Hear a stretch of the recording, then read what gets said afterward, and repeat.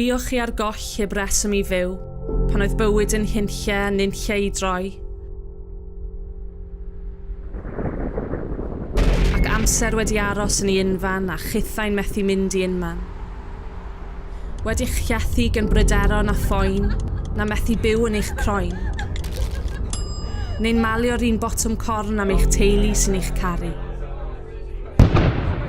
Os na fiwch chi, falle byddwch chi. Mae yna filoedd a miloedd yn brwydro yn ddyddiol, yn unigol. Ac angen arwyr i gynnal eu breichiau a'i beichiau. I wrando arnyn ni, heb ein hanwybyddu ni, na chau drws ar syniadau a theimladau sy'n groes i'w daliadau.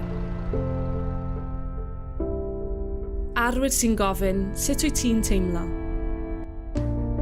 Sydd am ddalad y ddwylo am fod yno, a'i clistiau yn noddfa pan mae geiriau'n ddigartre.